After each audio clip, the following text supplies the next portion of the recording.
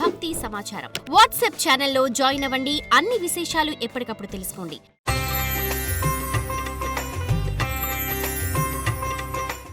అందరికీ నమస్కారం. సనాతన ధర్మంలో మనము అనేక సూక్ష్మ పరిహారాలు ఉన్నాయి.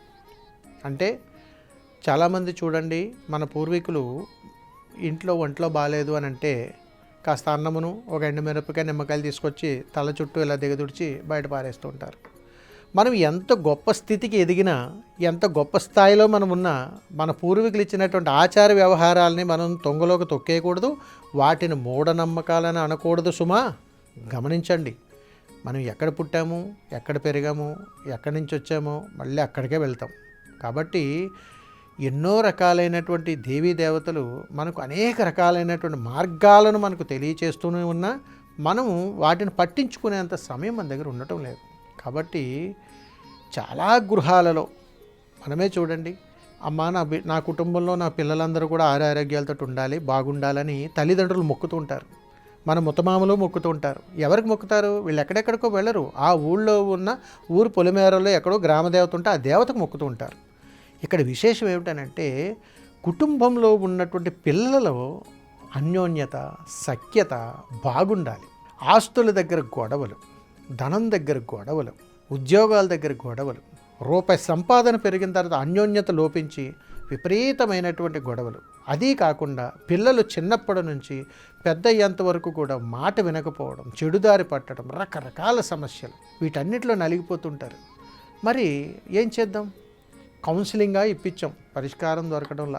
తెలిసినటువంటి వాళ్ళందరితోటి చెప్పించాం, పరిష్కారం దొరకడంలా. ఇంట్లో తెలుసున్న వాళ్ళు, పెద్దవాళ్ళు, వాళ్ళు వీళ్ళు చెప్పారు, మాట వినటంలా. మరి ఏం చేస్తే దారి అవుతుంది? సనాతన ధర్మంలో అప్పుడు కూడా కొన్ని ధర్మాలు ఉన్నాయండి. ఈ ధర్మాల్లో ఒక ధర్మాన్ని ఇప్పుడు నేను మీకు తెలియచేస్తాను. మన ఊర్లో ఎక్కడైనా గంగమ్మ అమ్మవారు ఉంటారు. ఈ గంగమ్మ అమ్మవారు ఒక సంకేతాన్ని మనకి తెలియచేస్తారు. నీరు బాగుంటే ఊరు బాగుంటుంది, మంచి నీరు అయి ఉండాలి, మంచి ఆలోచనలు వస్తాయి, మంచి ప్రయాణాలు జరుగుతాయి.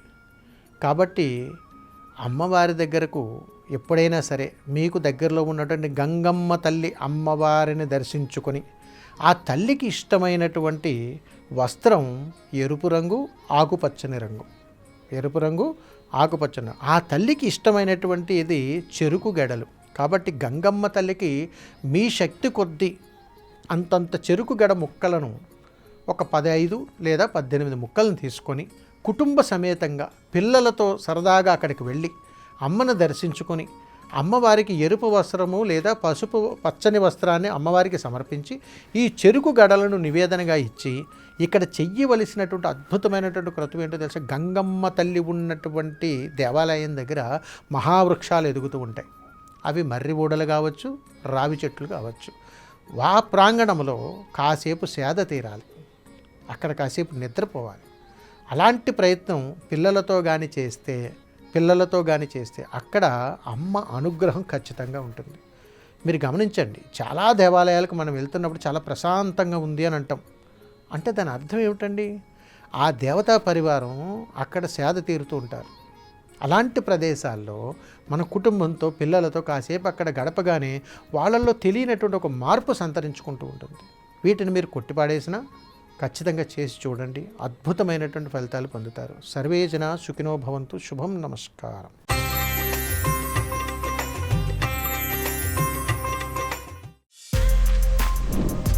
For more videos like this, subscribe Big TV channel.